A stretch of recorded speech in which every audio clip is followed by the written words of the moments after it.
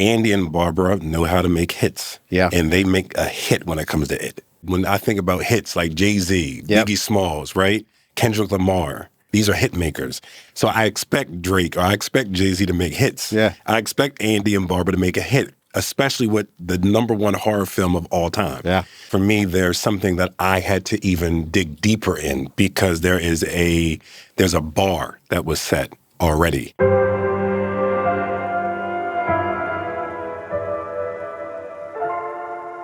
Welcome to the Warner Brothers Lot. I'm Jonathon Buckley, and this is A Lot More. Pennywise the Clown. He's terrifying. He's been invading children's nightmares for years, and we have, luckily, a new addition to the franchise.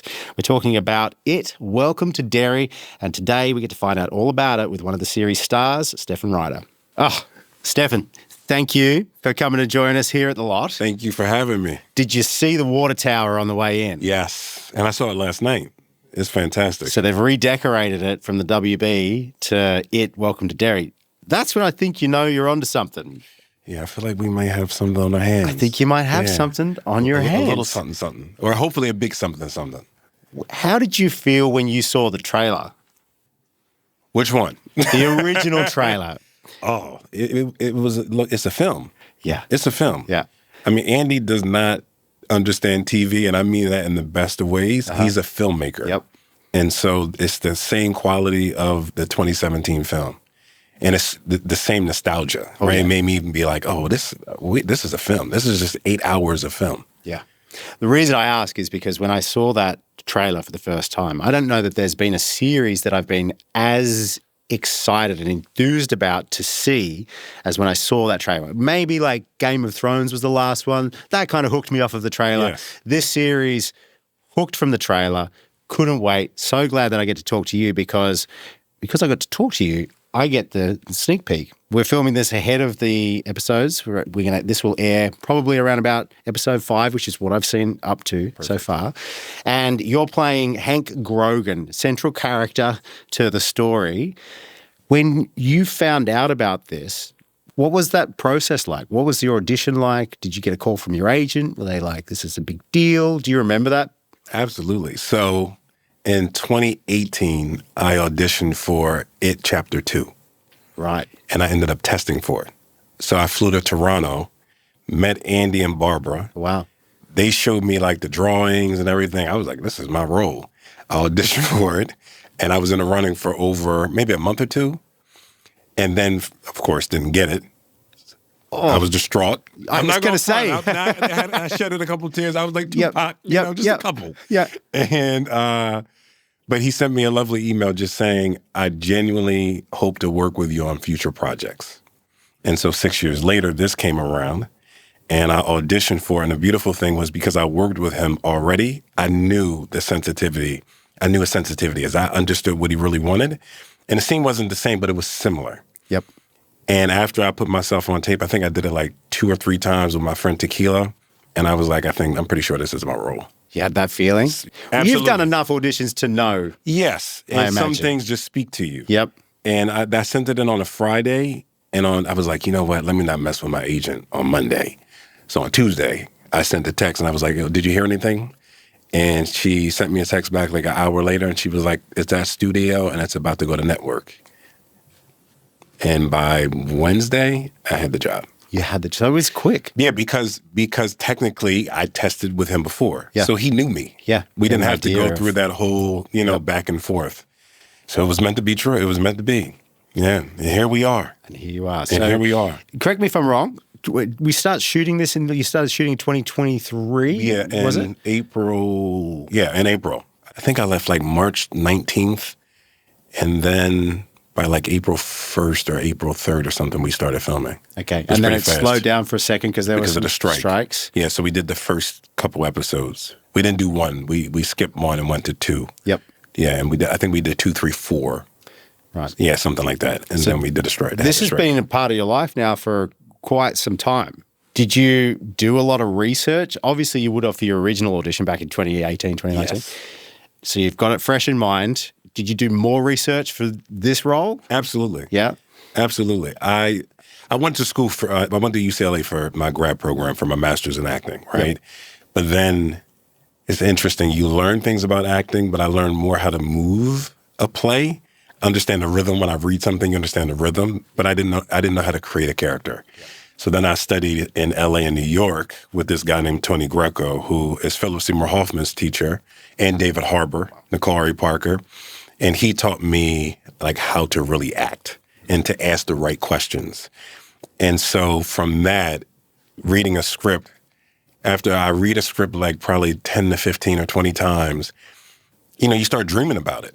And it's those things that you ask, you might not know the answer to, just like as human beings, we don't know the answer to our lives, but we are asking a lot of questions. Things start to float. And in that, I can start to play around and question things. And then I'll create sensory tools and things like that. And then I have to find like a way in. Would that be difficult with something like this? Because I'm not sure if this is how it works with this series, but sometimes you don't get the scripts ahead of time. You don't get the whole play of the story.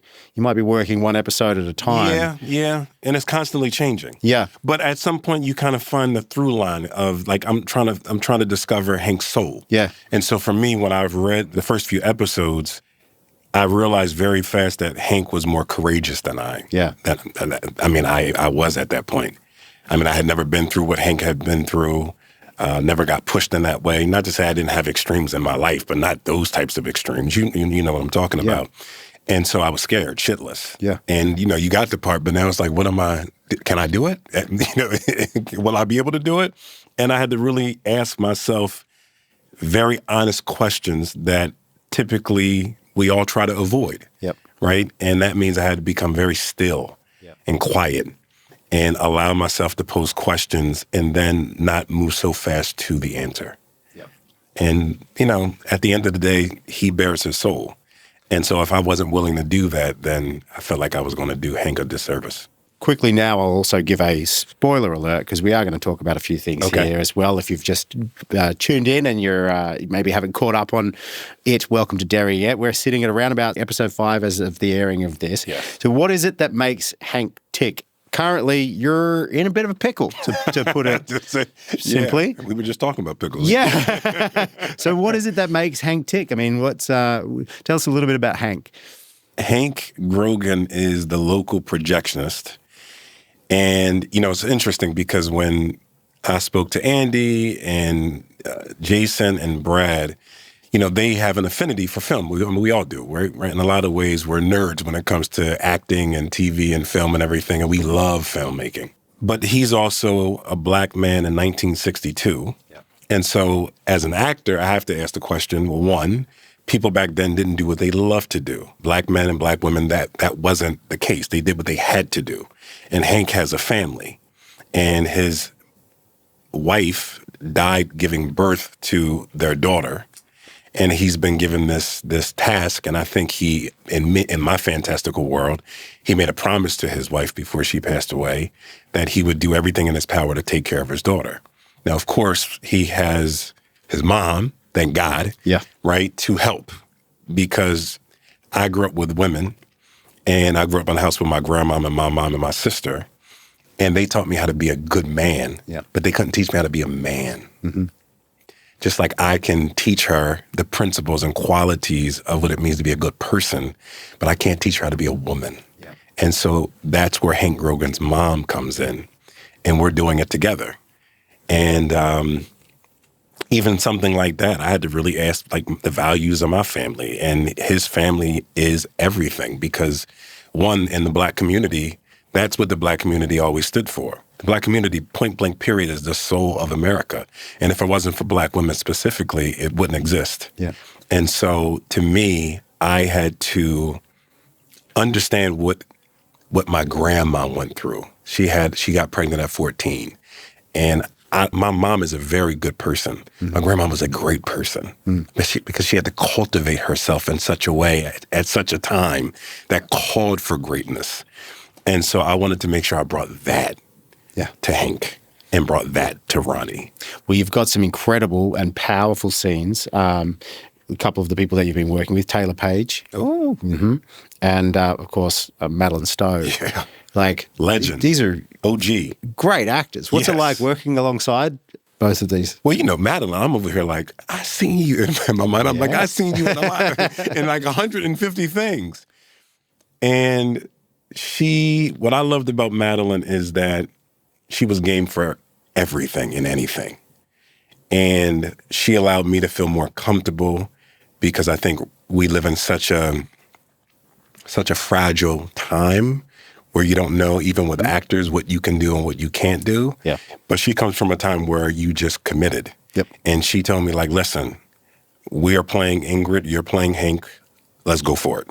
Like, let's cut the bullshit, let's go for it. Yeah. And from that moment, we fell in love with each other. I was going to say, that'd be very freeing, wouldn't it? Absolutely. Yeah. No, I'm right. Because you don't know. It's like it's like playing double dutch. You have one foot in, one foot out, but you're trying to, because, with acting, I think a lot of people don't really take it into consideration, but there's Stefan and Hank, right? And there's Madeline and Stowe and Ingrid. And we can't get to Hank and Ingrid if we're not honest with Madeline, Stowe and Stefan. So we have to connect on a human level to potentially get to the characters. Yeah. And so if that trust isn't there, we have nothing. And she helped me establish that trust with her, which I believe allowed us to soar in such a way. Right? Powerful scenes, as I mentioned. Sometimes the actors don't get to see the series. I chose not finish. to.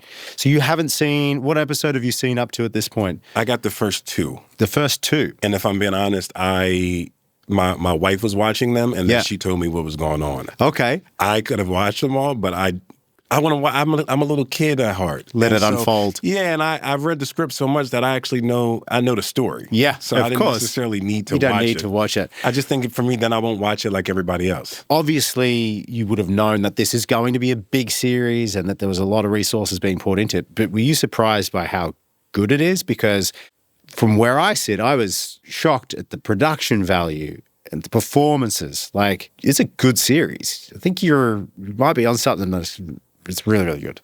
I think, no, I'm not pleasantly surprised. I'm not surprised at all.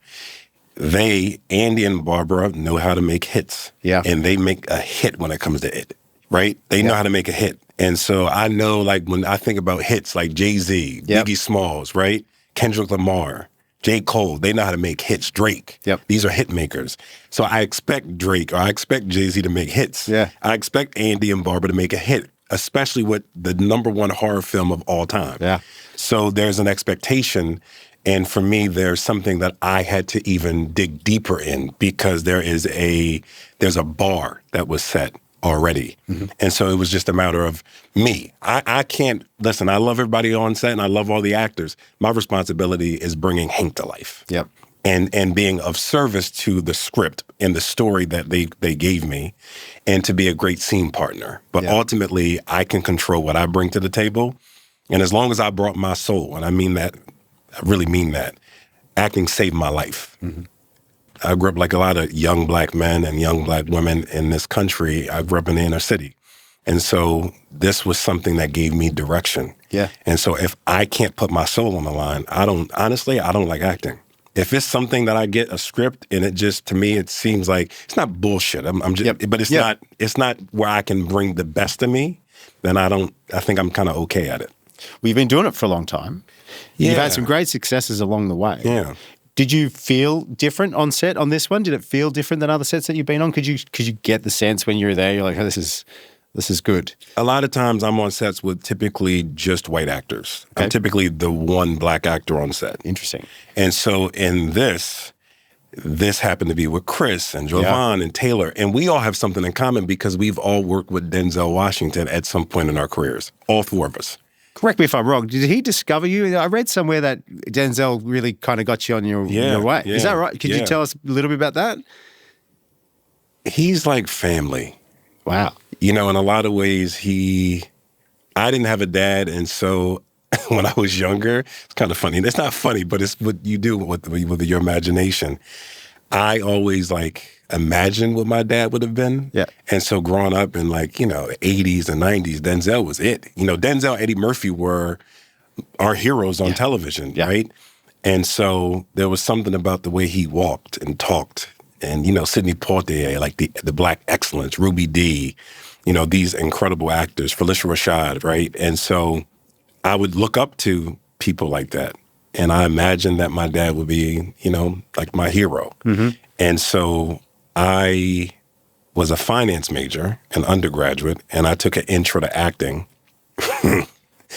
Kind of different area fields. I was like, I'm not doing finance. Like, finance is boring, right? I like making money, but this is getting out of hand, right? So I took an intro to acting at Spelman College, which is all female school, all black female school in Atlanta.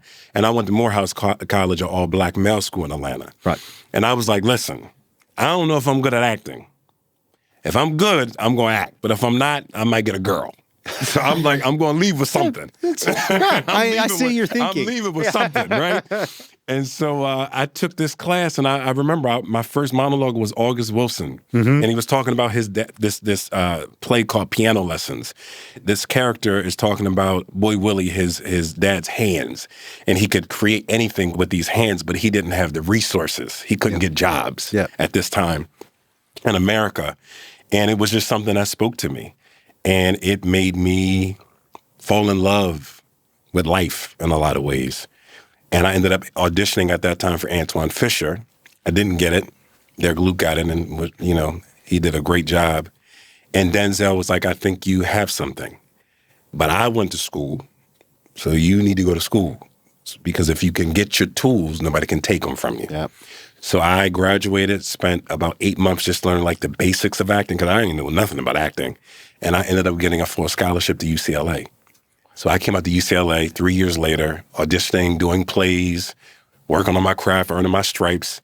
The Great Debaters, his second movie comes up. I'm like, I'm ready for this, right? I got the script like a couple months early. I think I knew every part. So I went out for the lead, and at that time somebody else got it, and they brought me in for something else. And it was Denzel right there, and Todd Black, and all the people he works with. And, I did this like monologue, and he got up and he's pacing, but I kind of knew him already. So I'm pacing back and forth, and he was like, you just, I was like, I know what you meant. I got that. It's just, I just understood it. And I did it. And before I left, he was like, I guess the advice I gave you years ago paid off. Because he was like, you did the work. Did the work, yeah. It's one thing to tell somebody something, but actually follow what he said. Yeah. And from that moment on, he respected me and was always a big support to this day. Have you ever followed up with him and just said, hey, thanks for the advice? Yeah. I just wanted to go see him in Othello. Is that right? Yeah. Okay. Absolutely. Cool. Darn right. Cool. No, listen, the GOAT of acting is a very subjective thing. But he's my GOAT because he helped save my life, and he gave me direction and helped me on my way. Not just him. I just got to say Butch Lewis, who was a boxing promoter, was a father figure, and they were very close and changed the very nature of my life. Mm-hmm. I believe in a lot of ways they saved my life. It's a nice story. When it comes to working on a show like It, are you much of a horror enthusiast? I can't say I watch a lot of horror, if I'm being honest. I ain't trying to scare myself all my life, you know what I mean? I like great stories. Yep. And it is scary, but it's also a thriller. But like, there's something about it, right? I can't explain it, but like, it reminds me, so funny, but it reminds me of like Enemy of the State, but not because of the story, but it's something about Enemy of the State with Will Smith that I can watch over and over again, right? Some movies are too deep where I'm like, I don't feel like being in the mood to watch this. But there's certain movies I can watch. It's one of those movies. Yeah. So I fell in love with It. I like other movies that are horror, but I can't say I watch horror all the time. I didn't grow up reading Stephen King. No, I played sports. I was trying to be outside. Okay. And then when Nintendo came around, homie, I was trying to. That was that, yeah. Contra. I was playing video games and just having fun. I was just being a kid. Yeah. And, it wasn't. I like National Geographic, but in my house, that reading about horror wasn't big. Wasn't a big thing. But I fell in love with Stephen King with Shawshank Redemption. Yeah, yeah. I mean, that's one of the greatest films of all time, and that was like my gateway into the Stephen King world. And then, Freddy Krueger was just scary. Do you have a horror icon that you like? You Freddy Krueger. You're Freddy Krueger. That's your guy? Yeah. It was the nursery rhyme. Yeah. And when you're young, you know what I'm saying? You older, you understand it, but like, 1, 2, Freddy's coming. I was like, this is crazy. I would start, my sister's 6 years older than me, so you watching it, I'm watching it, and she's like behind me. And probably about 20 minutes in, she's like, man, if you don't get away from me, because I would just get right by her. Yeah. Because I was scared. Yeah, oh, absolutely. Freddy Krueger got me. Oh, man, I was like, comes to you when you go to sleep. So you can't even get away from him. I can't even go to sleep. I'm 10 years old, like, please, I'm going to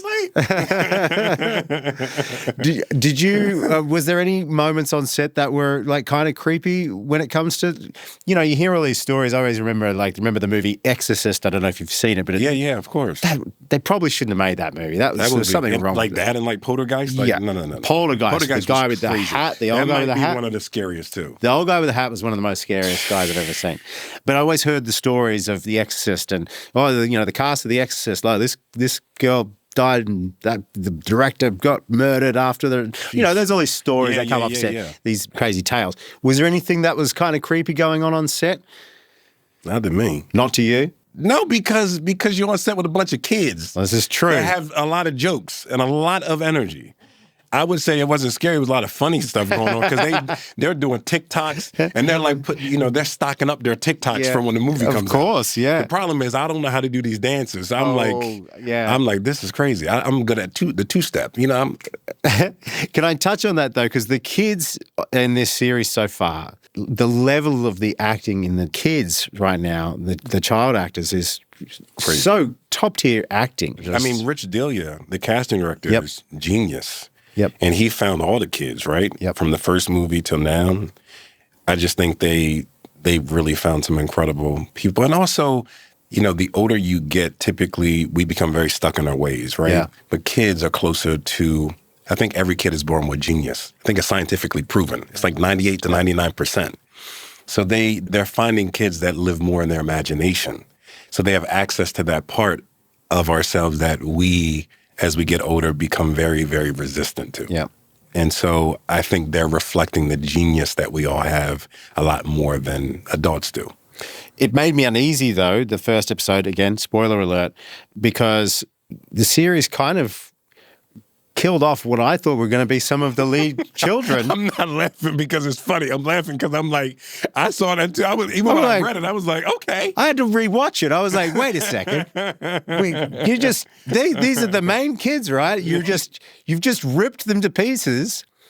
And so that's true. It makes me nervous for It's like the Hunger Games of it. Yeah, anybody's neck's on the chopping block, it feels like, with this. So I do think that was, whilst it was shocking, horrible to watch, it also added a little something to the series because it feels like nothing is safe. Nothing is safe. But I think if you're going to make it a TV show on HBO, come on now. Yeah. Like everybody can have a happy ending. I know you can't say anything, but should I be nervous for Hank? I mean, you're nervous for everybody. Oh, well, that's what I feel like. No, absolutely. I mean, Hank's Hank's going through some He's going through. He's going through the boom. Yeah, you've got a lot up against you right now. Hank is struggling. Everyone's out to get you. Struggle City right now. Yeah, you're on a struggle bus. But I like that. I like your with Madeline's character. I like that you have a love interest in there. Your daughter is incredible. She's a phenomenal actress as well. So I'm really excited to see your story unfold. What do you hope comes from this series? What are you hoping for from this series? Like the macro and micro? Yeah. Like in terms of? For you and for the audience. Well, I can't speak what the audience will get. I think they will go on a ride. Yeah. I think that the Stephen King enthusiasts will love it because it does honor the book. And I do think new people will also fall in love with it because I think it's a love story at the end of the day, right? It's a human story. And I think it's very easy for people, when you watch things, you're like, oh, I'm a hero, blah, blah, blah, but you never know what you are until you're faced with it. And I feel like it reveals and reflects different parts of us in terms of, are you a hero? Are you not a hero? What do you fear? What don't you fear? And you have to kind of sit with those things. So I believe it's beyond just a horror show. Yep. It's a real story. Yeah. That talks about the human condition, specifically in 1962, but transcends to even today. And so I believe that I believe it's special. I really do. Yeah. I believe it's a really special show. It's something to remember about the story of it as well. A lot of times we remember it in broad strokes. We think it's a clown that's coming to get you, but really it's an evil entity that is using your fear against you. And beyond that, right? Yeah. Beyond that is what? Is human beings we're imagining these things, right? Stephen King imagined this, but it's what he's imagining is still a part of our collective consciousness as humans, right? So we're really talking about ourselves. And we use storytelling, right? Homo sapiens hominids, the reason why we exist is because we're great storytellers. Yeah. Right? We don't really live in a world of facts. It's just a bunch of stories.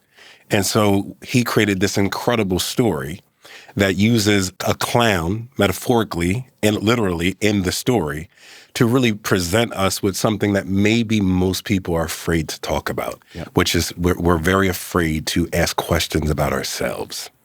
And he poses it in a way that's entertaining, but hopefully it allows you to think about yourself differently. Even if that makes me think, man, I'm grateful to be alive today. Yeah. Then I think it did its job. Because we're really talking about what we're scared of and what we're afraid to confront on a daily basis.